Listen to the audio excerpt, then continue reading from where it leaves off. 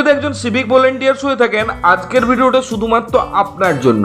কারণ সিভিক ভলেন্টিয়ার্সদের জন্য একটি নির্দেশিকা জারি করা হয়েছে। সেই নির্দেশিকায় স্পষ্টভাবে বলা হয়েছে, পাশাপাশি যদি সিভিক ভলেন্টিয়ার্সরা এই কাজটি করেন, সেক্ষেত্রে সিভিক ভলেন্টিয়ার্সদের বিরুদ্ধে কড়া ব্যবস্থা নেওয়া হতে পারে।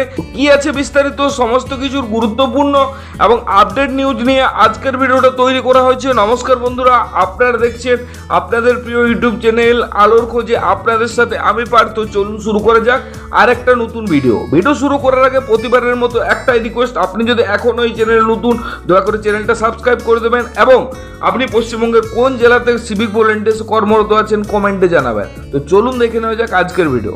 সিভিক ভলেন্টিয়ার্সদের জন্য বড় নির্দেশিকা জারি করলো নির্বাচন কমিশন। নির্বাচন কমিশন একটি লিখিত নির্দেশিকা জারি করেছেন, যে নির্দেশিকায় বলেছেন রাজ্যের সব এসপি পুলিশ কমিশনারকে জানানো হয়েছে ভোটের ডিউটিতে কোনো অবস্থাতেই সিভিক রাখা যাবে না। যদি দেখা যায় ভোটের সময় কোনো রাজনৈতিক দলের হয়ে সিভিক ভলেন্টিয়ার্সরা কাজ করছেন, তবে তার কড়া শাস্তির মুখে পড়তে হবে বলে সতর্ক করা হয়েছে। অর্থাৎ নির্বাচন কমিশন স্পষ্টভাবে জানিয়েছেন ভোটের কোনো ডিউটি বা কোনো পারপাসে সিভিক ভলেন্টিয়ার্সকে রাখা যাবে না। যদি কোনো রাজনৈতিক দলের হয়ে সিভিক ভলেন্টিয়ার্স কাজ করছেন এমন প্রমাণ পান বা এরকম কোনো প্রমাণ উঠে আসে, তবে তার বিরুদ্ধে কড়া শাস্তির মুখে পড়তে হবে বলে সতর্ক করা হয়েছে। কমিশনের এই নির্দেশিকা হাতে আসার পর কলকাতা পুলিশের পাশাপাশি রাজ্য পুলিশের বিভিন্ন কমিশনারেট ছাড়াও জেলায় তৎপর শুরু হয়েছে। নাম প্রকাশে অনিচ্ছুক কলকাতা পুলিশের সূত্র থেকে জানা গেছে, কলকাতা ডিসি হোমগার্ড নির্বাচন কমিশনের নির্দেশিকা সামনে রেখে শনিবার কলকাতা পুলিশের সমস্ত ডিভিশনের ডিসি ও ইউনিটের কর্তাদের জানিয়ে দেওয়া হয়েছে ভোটের কাজে সিভিকদের রাখা যাবে না। উল্লেখিত, অতীত সম্প্রতি ভোটের প্রস্তুতি, রাজ্যের আইন শৃঙ্খলা পরিস্থিতি, রাজ্যের সব জেলা ডিএম এসপি এবং কলকাতা সিপির সঙ্গে কমিশনার এক বৈঠকে বিষয়টি আলোচনা হয়।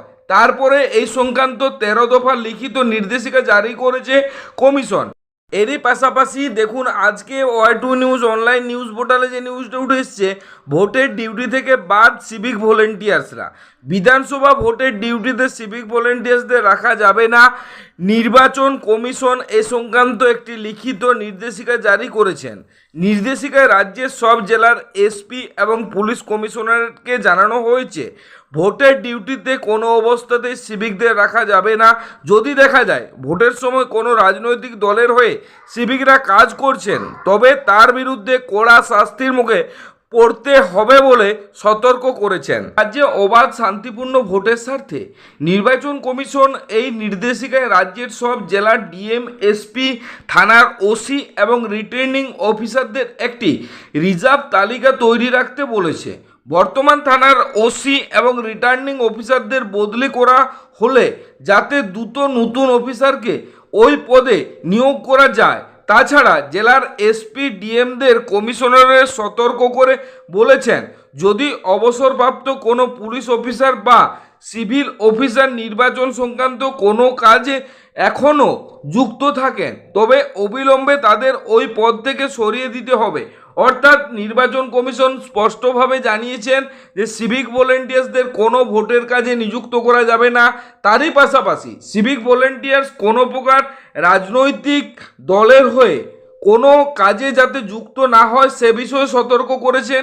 তারই পাশাপাশি জেলা ডিএমএসপিদের বলেছেন কোনো অবসরপ্রাপ্ত কোনো কর্মী যাতে ভোট সংক্রান্ত কাজে যুক্ত না থাকেন